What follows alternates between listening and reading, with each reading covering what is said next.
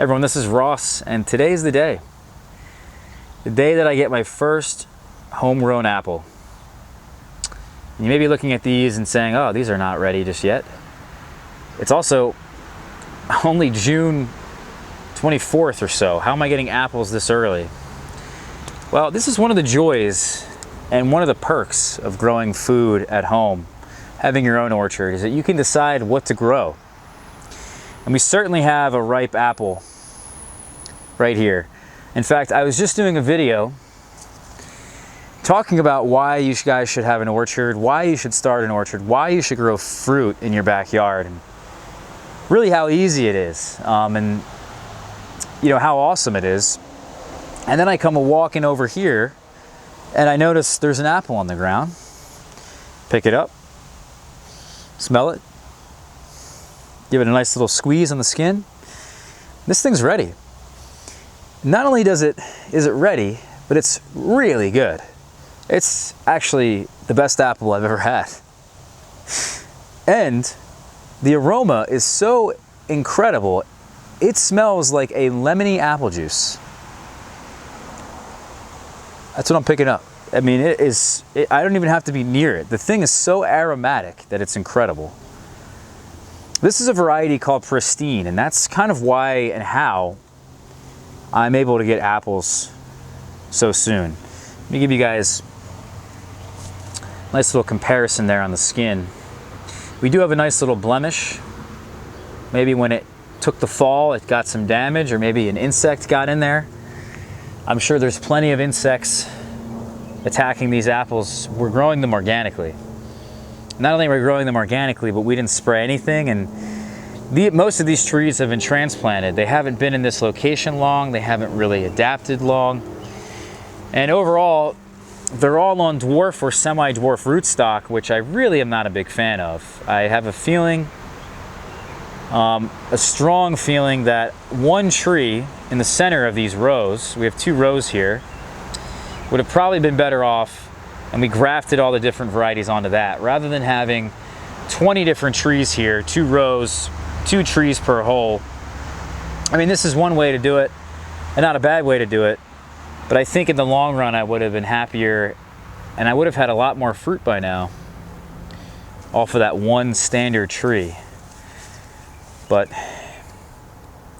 it is what it is. I also have a feeling that because they haven't really adapted well here, the root systems of these dwarf trees are so weak and shallow that I think they really get attacked by different things more so than my other plants. I think they're more susceptible to disease. I think they're more susceptible to insect damage.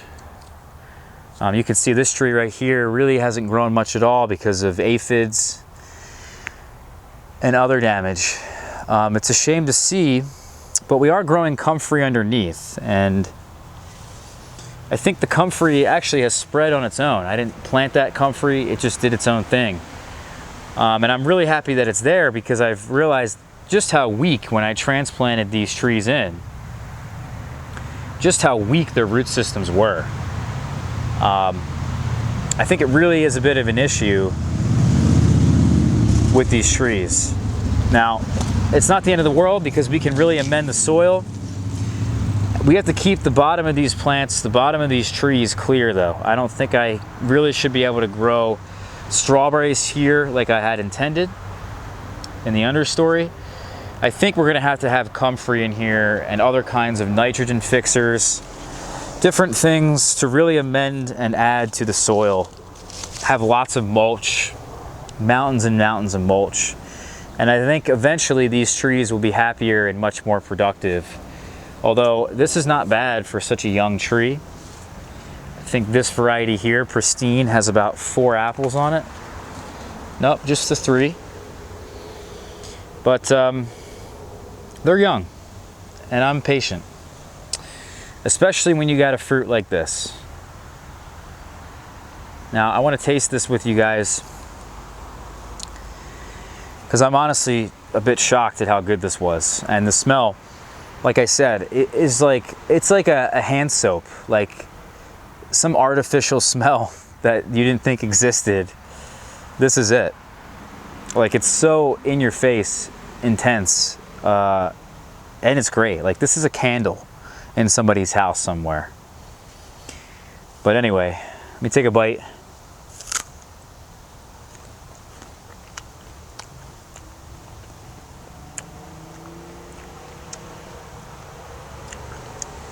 It's really good, guys. It's got great flavor.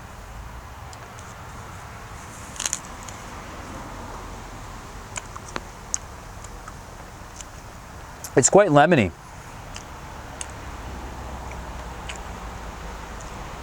So there's a little bit of tartness, but not too tart.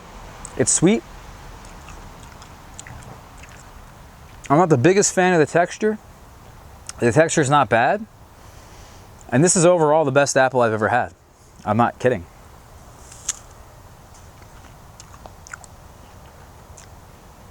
That's such a good flavor. It's like eating apple juice, guys.